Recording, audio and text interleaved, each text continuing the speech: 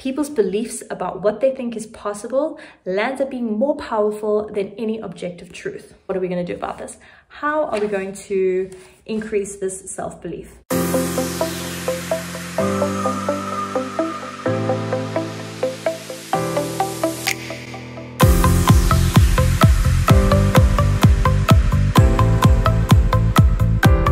Hello lovely humans and welcome back. I am so chuffed that you have tuned in with me to learn and grow today.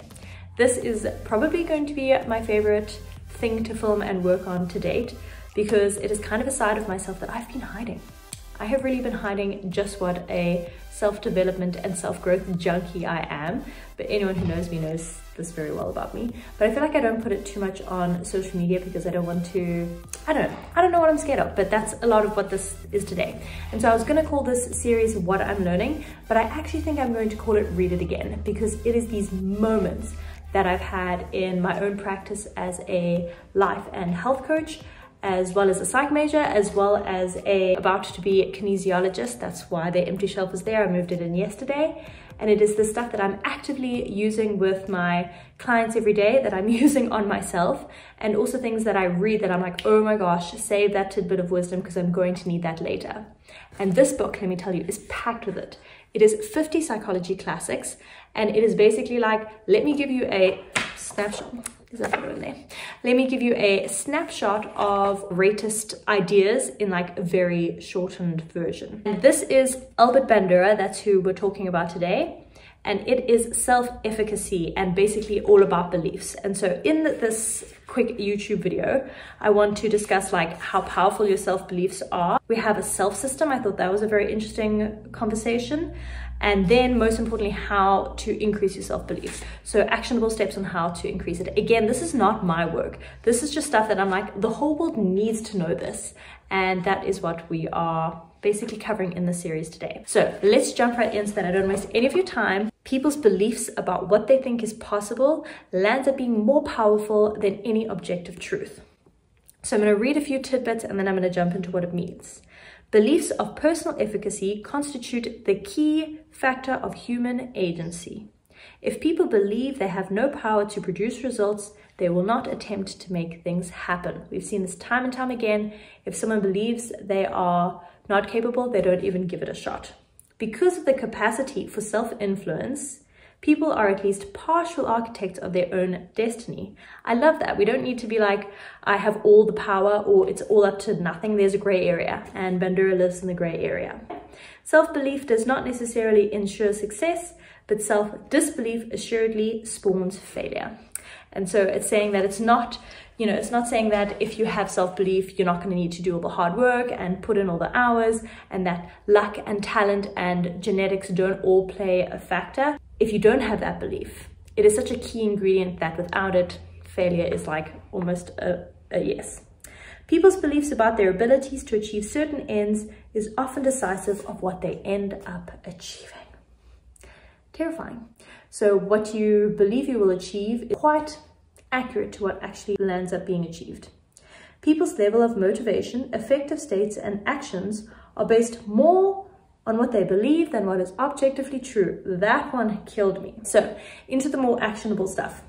So the beliefs that you have affect many things. So Bandura says they affect things like what course of action or life path you choose. We all know this. If we didn't believe we were good at math, we didn't even try to be good at math, so we're not going to become mathematicians. But that was all based around a belief. What if we're naturally talented at something? How much effort you put into achieve a goal. True, if you believe you actually have a shot at being a professional soccer player, you're going to put in way more effort than if you're like, there's no chance. How much you persevere in the face of obstacles and your resilience to failure. Whether your thoughts help you towards success or are a hindrance. And this next one got me deep. How much stress or depression you experience in the pursuit of your goals. Oh my goodness. I'm currently working through this belief myself that life and work get to be fun. Because in my mind, all I've seen, what we've all seen, especially with our parents, is that work sucks, work is hard. We go to a 9-to-5 that we essentially hate and we live for the weekends. And now getting to work for myself, be my own boss, I'm still like, I'm like, oh, I must be stressed and this must be really hard. But in reality, I'm getting to do like something that is changing the way that women deal with themselves and their food and their bodies and their relationship to movement. Like, I'm getting to help be part of that change. That is an exciting thing. Yes, there is hard work involved, but I need to change the narrative of work and play. And so I found that one really interesting for myself personally. I really liked this idea of the Selfmade system. A person's attitudes, abilities, and cognitive skills comprise of what Bandura calls your self-made system. How we see absolutely every moment of every day is based on a lens that we're already wearing, that we're often not aware that we're wearing. So the last thing that I want to discuss before giving you actionable steps is this philosophy of human agency. And so instead of being like, I don't know what's going to go on with my life, I just was born in this body and I don't know what to do with it, we can see the brain and body as tools that we can use to achieve our goals, and that we were actually given this to achieve this goal and to forge this direction. What are we going to do about this? How are we going to increase this self-belief? There are 4 ways that he is suggesting that we increase these feelings of self-efficacy or self-belief.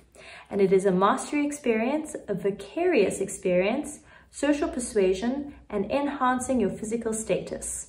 So, mastery experience, throwing yourself into some tasks, provides you with the clearest feedback on whether or not you're likely to succeed. Be like Nike and just do it. Try the thing out for a week. Ask to volunteer. Vicarious experiences, seeing other people succeed or failure affects how we see our own chances. By modeling ourselves on successful people, we increase the belief that we can accomplish what they have done. Having a role model, having a mentor, having coaches that have done the thing we want to do, and just replicating this idea that success leaves clues and actually following those breadcrumbs is another way that he is suggesting that we know works. Social persuasion, when people are told they can succeed in something or someone believes in them, they will make more of an effort to keep going despite obstacles, just having the right community around you. Enhancing physical status, reducing stress and negative emotions. Physical and mental fitness allows us to get the correct feedback on progress and to persevere. If you are exhausted, you may feel like giving up. Stay energized and it will be easier to be positive. That is such a simple one, but it is literally like, he's just giving you the basis of what I work with as a life and health coach, because once I get you up to a certain level in your nutrition and your fitness and your sleep and your hydration is in order, and you start to get, a good routine and your mental state starts to get in order, all of a sudden you're able to see more clearly, have more energy, you have the mental clarity to be able to think about, what am I passionate? What is my purpose on earth? Because you're not just trying to survive day to day. And so that concludes, my friends, the very first of this series. So it's not only going to come from this book. I thought maybe I'll have like a series of books that I've been reading, and every week is going to be a different one. So stay tuned for next week. I'm so glad you joined. Let me know in the comments below if there's something in the series that you feel like you particularly want to learn, or a way that I can make it more helpful for you. Write up a little summary now that I can put up on Medium for you that will give you easy access. And be sure to like, subscribe, and do all of the things. Thank you so much for joining, and I will see you next time. Bye for now.